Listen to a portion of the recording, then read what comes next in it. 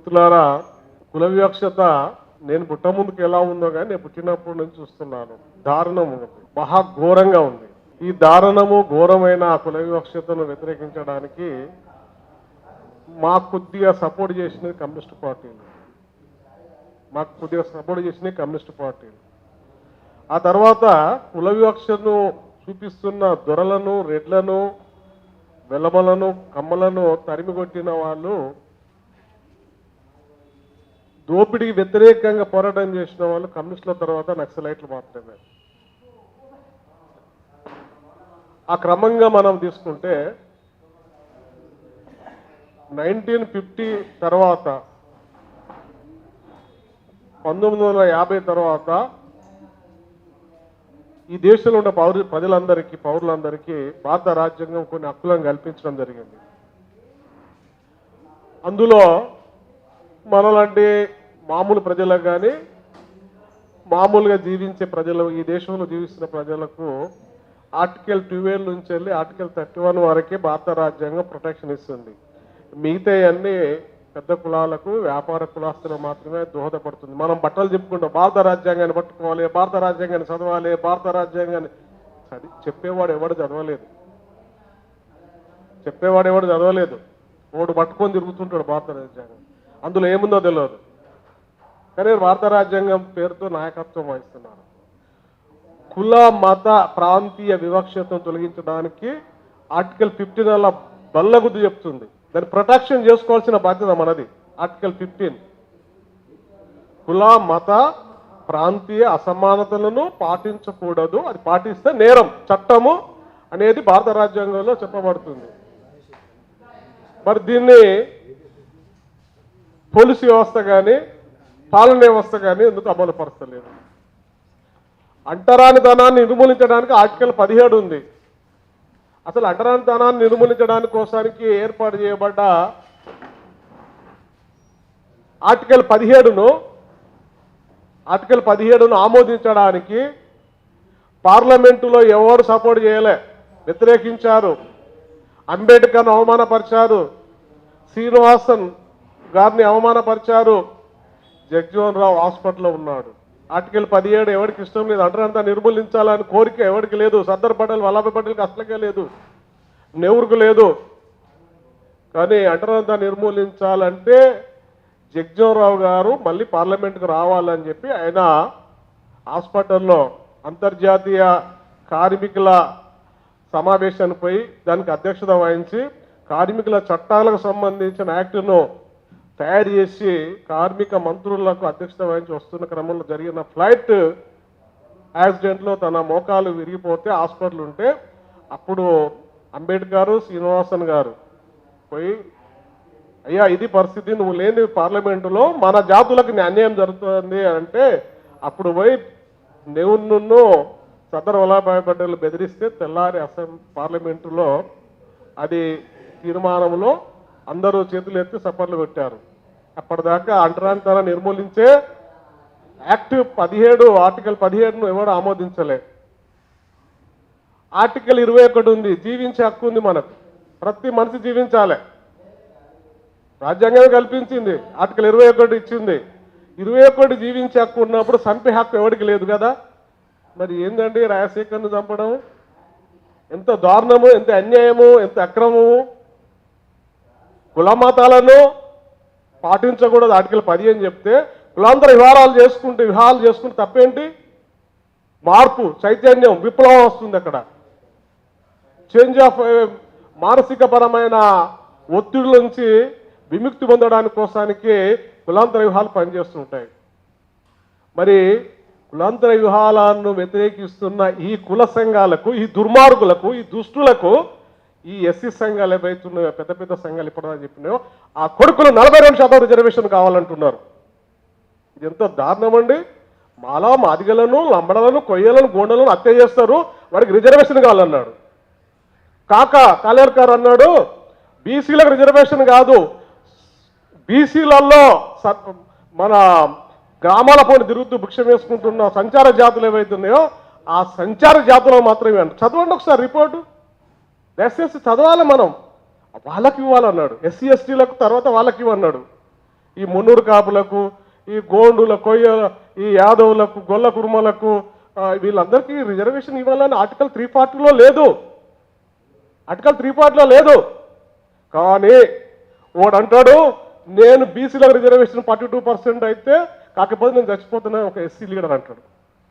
ఇంకో SC leader అసలు బీసీలే మాకు నాయకులు అంటారు. మరి ఇదేంటండి మీ నాయకత్వంలో పనిచేస్తున్న బీసీలకు 42% రిజర్వేషన్ కావాలంటే మరి ఇక్కడ హత్యలు ఎందుకు జరుగుతున్నాయి? అంటరానితనం ఎందుకుంది? ఈ అంటరానితనంలో ఇప్పటి గ్రామాలలో ఉంది. నిన్న కరీంనగర్లో చూశారు, ఎస్సీలకు ఇల్లు కిరాయికి ఇవ్వబడదు, ఎస్సీలకు కిరాయికి ఇల్లు ఇవ్వబడదు. ఎస్సీలు మనుషులు కాదా? ఎస్సీలు జీవించే హక్కు లేదా? ఎస్సీలకు భూమిపై అధికారం లేదా? ఎస్సీలు ఈ సమాజంలో మీలాగనే తల, కళ్ళు, చెవులు, ముక్కు, చేతులు, కాళ్ళు, రెక్కలు, పొట్ట లేదా? మరి వీళ్ళకి ఎందుకు, వీళ్ళపై ఎందుకు వివక్ష, కుల వివక్ష ఎందుకు? ఈ కుల వివక్షను ఎప్పుడు తొలగించాలి అంటే ఈ సమాజంలో మార్పు రావాలి. ఈ సమాజంలో అగ్రవర్ణాలు, నేను ఇంకోటి చెప్తున్నాను, ఈ దేశంలో కానీ ఈ రాష్ట్రంలో కానీ మొత్తం సంపద బీసీల చేతిలో ఉంది. మనం అనుకుంటాను రెడ్లు, వేలమ్మలు, కమ్మల చేతిలో ఉంది అనుకుంటున్నాం. కానీ మీరు తీయండి, మీరు ఒకసారి జనరల్ బారు పోండి, బట్టల షాపులు అన్ని పద్మశాలలే ఉంటాయి. ఒకసారి గోల్డ్ షాప్లో పోయి చూడండి, అన్ని గోల్డ్ ఈ వేల విశ్వబ్రాహ్మణులు ఉంటాయి. మరి ఇంకా అనేక రకాలు, అన్ని రకాలుగా తీసుకుంటే సంపద అంతా వీళ్ళ చేతులు ఉంటుంది. అన్టాచబిలిటీని కుల వ్యవస్థలో నీరు గారుస్తున్న సమాజంలో బీసీలు మాత్రమే. వాడు బ్రాహ్మణుడు ఆ మనువాదంలో వాడు ఏం రాసి ఉన్నా కానీ దాన్ని అమలుపరుస్తూ నేను నిజామాబాదు, కరీంనగర్, వరంగల్, మెదక్ జిల్లాలో చూస్తే ముదిరాజులు, యాదవులు మాత్రమే మాదిగలను మాలను కొట్టి చంపుతున్నారు. బీసీలే కదా, బీసీలకే కదా కుల వివక్షత ఉంది, బీసీలకే కదా కులం మీద అహంకారం ఉంది. ఇప్పుడు వెంకటేష్ అనేవాడు బిడ్డను ఒక ఎస్సీ మాదిగ పిల్లగాడు పెళ్లి చేసుకున్నాడు. పోలీసుల సాక్షిగా రాజశేఖర్ను చంపడం జరిగింది. అసలు వీళ్ళు ఎవరికి పుట్టారు? గొల్లలు ఎవరికి పుట్టారు? గొల్లల క్యాస్ట్ ఏంటిది అని మనం తీసుకుంటే, నేను ఇప్పుడు ఒక బుక్ రాస్తున్నా. ఆ బుక్ ఏంటిది? బీసీలకు రిజర్వేషన్లు ఎందుకో, ఇంకా రాజ్యాధికారమా? ఇక్కడ బహుజన రాజ్యాధికారాన్ని నీరు గారుస్తారు, ఎస్సీ ఎస్టీలకు అధికారం వద్దంటారు. బీసీలు మాత్రం రాజ్యాధికారం కావాలంటే ఇంకా కుల వివక్షలు ఎంత ఘోరంగా ఉంటుందో, హత్యలు ఎంత ఘోరంగా ఉంటాయో, అత్యాచారాలు ఎంత ఘోరంగా ఉంటాయో ఒకసారి మనం పాటించి చూడవలసిన బాధ్యత, ఖచ్చితంగా దీని మీద ఆలోచించవలసిన బాధ్యత ఎస్సీ ఎస్టీలపై ఆధారపడి ఉంటుంది. సో ఇక్కడ నేను మాట్లాడుతుంది కుల వివక్ష మీద. మీరు అప్పుడే బంద్ చేయాలి, మీకు ఇష్టమైనట్టుగా అన్నప్పుడు పిలవకూడదు. అసలు ఆ టాపిక్ అంటే అసలు కులం వివక్షత ఎందుకు వచ్చింది అంటే, బీసీలే కదా హత్యలు చేసేది, ఎస్సీలను, బాలలను, మాదిగలను, ఉపకులాలను, వ్యక్తుల ముఖాలు చూసి మాట్లాడకూడదు, జీవించకూడదు. అందుకే నాశనం అవుతున్నారు మన జాతులు నాశనం కావడానికి కారణం ఏంది? వ్యక్తులను చూసో, వ్యక్తిత్వాలను చూసో మొహమాటానికి పోవడం ద్వారానే ఈ సమాజం నాశనమై ఎస్సీ ఎస్టీలకు భూమి లేదు, నీరు లేదు, ఖనిజ సంపద లేదు, ఇండ్లు లేవు, అంటరానితనం, బట్ట లేదు, కట్టుకోవడానికి ఉండడానికి నీడ లేదు. ఖాళీ ఇద్దరి మనసులు ఒకటై మానసిక పరంగా ఒకటిగా కలిసి ఉంటే చంపేస్తే మరి మన కూడు గూడు నీరు ఎట్లా వస్తుందండి? ఎవరిస్తారు మనకు? ఎట్లా వస్తుంది? ఎవరిస్తారు? మీకు నేను ఒక పురాణాల నుంచి ఒక విషయం చెప్తా. ఆవుల వల్లరాజు కృష్ణుని తర్వాత వచ్చిన వాళ్ళు పోయి వాళ్ళ పిల్లలు పుట్టలేదు. వసుదేవుని దగ్గరికి పోతారు. అయ్యా వసుదేవా, మా వంశం మునిగిపోతుంది, మా వంశాన్ని యదువంశం మునిగిపోతుంది, మాకు పిల్లలు పుడతలేరంటే ఆవుల వల్లరాజు వసుదేవుని దగ్గరికి పోతే వసురాజు అంటే నీ పిల్లలు పుట్టాలన్నా, పిల్లలు ఎదగాలన్నా నువ్వు ఒకసారి జంబలగిరికి పోయి జామవంతుని అడుగుంటాడు. జామవంతుని పోయి అడిగితే ఏమంటాడంటే తన యొక్క కుమారుని దత్తత ఇస్తాడు ఆవుల ఉల్లరాజుకు. ఆవుల ఉల్లరాజుకు కుమారుని యొక్క కుమారుని దత్తత ఇస్తే అతడుకు ఆ ఇంటికి దత్తత పుత్రుగా పోయిన తర్వాత ఈ ఆవుల ఉల్లరాజుకు 3 కొడుకులు, 1 బిడ్డ పుడుతుంది. సో దత్తత తీసుకున్నారు కాబట్టి ఇతడిని వాళ్ళ వాళ్ళ కుటుంబంలో పెంచుకుంటారు. ఆ దత్తత ఇచ్చిన వాడికి పుట్టిన వాడే బీరన్న. బీరన్నను దేవుడు అని మొక్కుతారు ఈ యాదవులు కుర్మలు. ఇక్కడ బీరన్న కొడుకును మాత్రం మందుచ్చగా చూస్తాడు. నువ్వు ఆ దత్తత వచ్చినావు కదా, నువ్వు దత్తత వచ్చినావు కాబట్టి నీ ఆవులన్నీ చనిపోయినాయి. ఎక్కడ గోసంగుల యుద్ధంలో చనిపోతాయి. ఆ గోసంగ్ యుద్ధం చనిపోయిన ఆవులు నీకు ఆవులు లేవు కాబట్టి నువ్వు మా ఆవులకు మందగా ఉండవు అని చెప్పి ఈ ఆవుల ఉల్లరాజు కుమారుడు చెప్తుంటాడు. మరి బీరన్న మీకు దేవుడు అయితే, బీరన్న తండ్రి మాదిగ అయితే, మరి బీరన్న మాదిగ అయితే మీకు దేవుడు ఎట్లా అయిందండి? ఇలా మీరు ఎట్లా చంపుతారు మా మాదిగోళ్ళను? మా మాదిగోళ్ళు ఎట్లా చంపుతారు? ఇది ఎంత అన్యాయం ఇది. అంటే మీకు మా వంశమే కదా, మీరు మా పాలోళ్ళమే కదా. మీకు ఒకవేళ కృష్ణుడు గొల్ల అనుకుంటే కృష్ణునికి జాంబావతినిచ్చి పెళ్లి చేసినాం. జాంబావతిని పెళ్లి చేసినప్పుడు జాంబావతికి పుట్టినవాడు సాంబుడు, సాంబుడు శివుడైతే, మరి జాంబావతికి పుట్టినవాడు శివుడైతే మరి మేమేమన్నామండి? మేము ఎవరిమి? మేము దేవుళ్ళం కాదా? మేము మానవత్వం ఉన్నోళ్ళం కాదా? మేము మనుషులం కాదా?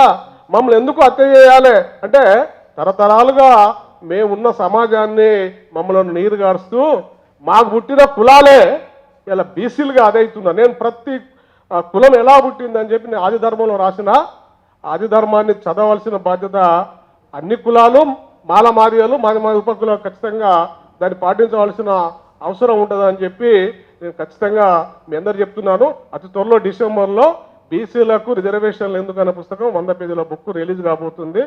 మీరు చదవాలి, వాస్తవాలను తెలుసుకోవాలి. అసలు బీసీల యొక్క అహంభావం అహంకారం ఎట్లుంటుంది అనేది మీరు నేర్చుకోవాలి, వినాలి. దాన్ని బీసీల యొక్క ఆధిపత్యాన్ని మనము ఫస్ట్ వ్యతిరేకిస్తే ఈ రెడ్లు వెల్మ కమ్మల యొక్క ఆధిపత్యాన్ని మనం తొక్కి పెట్టడానికి అవకాశం ఉంటుంది. కాబట్టి మిత్రులారా, ఈ సమాజంలో మార్పు చైతన్యం రావాలంటే కులాలను రూపుమాపాలి. వీరన్న చెప్తాడు ఈ సమాజం మార్గీకరణ కావాలన్నాడు.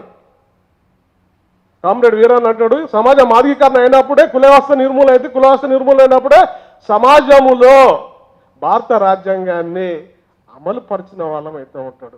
సో దీనికి అందరూ కట్టుబడి ఉండి మీరు ఈ కుల వివక్షతను నిర్మూలించడానికి కోసానికి మనం అందరం కూడా కులాంతర వివాహాలకు ప్రోత్సహించాలి. ఎక్కడైతే కులాంతర వివాహం జరుగుతుందో అక్కడ వాళ్ళకి ప్రొటెక్షన్ కూడా ఇవ్వాలి అని చెప్పి నేను కోరుకుంటూ నాకు సమయం ఇచ్చిన ఆ కులవివక్ష పోరాట సమితికి ధన్యవాదాలు తెలియజేస్తూ ముగిస్తున్నాను. Thank you.